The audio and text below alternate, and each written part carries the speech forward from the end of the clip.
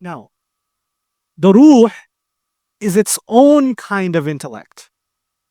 The brain is its own kind of intellect. And we understand that because we all have a brain and we've been using it in school or been forced to use it. So we use it all the time. And business people have to use it, doctors have to use it, lawyers have to use it. Everybody has to use their brain all the time to do these things, right? And in life, you have to analyze, problem identify, find solutions. But the ruh has a different kind of intellect. We'll call it a spiritual intellect. The Quran describes the ruh's intellect as the heart. The term in the Quran for the spiritual intellect is what? The heart. So when people don't use their spiritual intellect, Allah says, "Lahum qulubun la yafqahuna biha." They have hearts they don't understand with them. Listen to this. They have hearts they don't understand with them. And someone who doesn't understand the difference between alam al-amr and alam al-khalq comes to me and says, "Ustad, how come it says the heart thinks? The heart doesn't think, the brain thinks. The Quran is wrong about that, biologically speaking." Yes, Sylvester, you are right about that.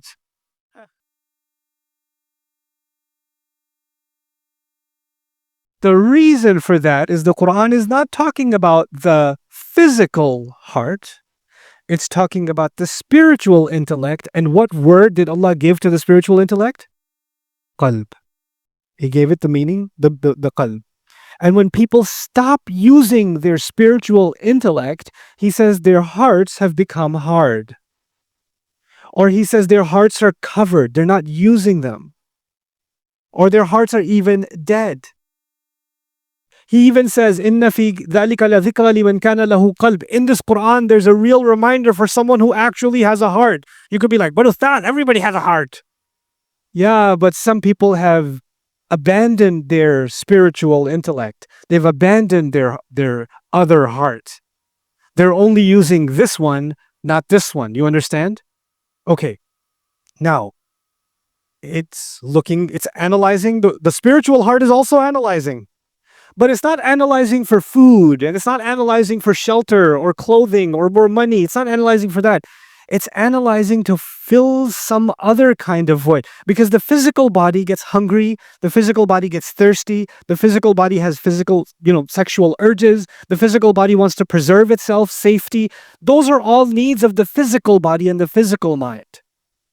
But the spiritual heart is looking for spiritual food.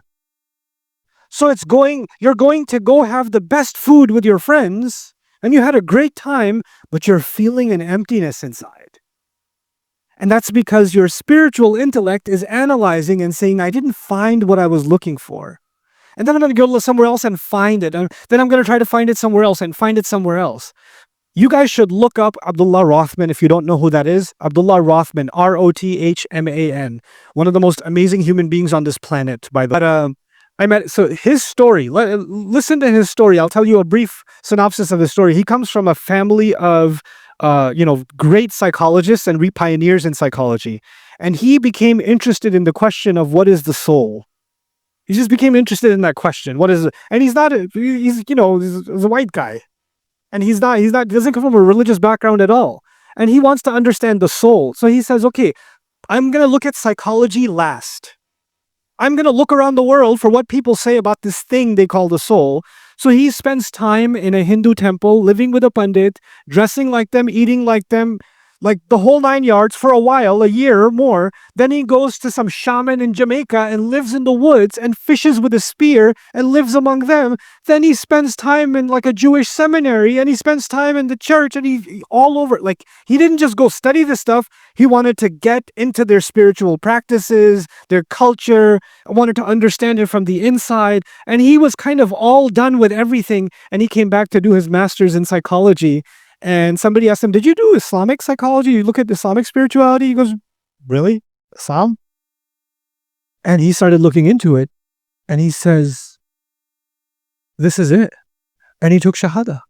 And he's head of the Islamic psychology program at Cambridge Islamic College.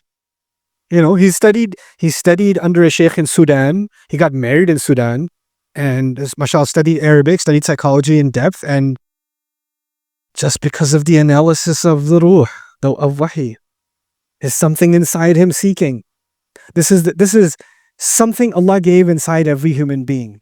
Some people are able to silence it more than others, right? But it's inside all of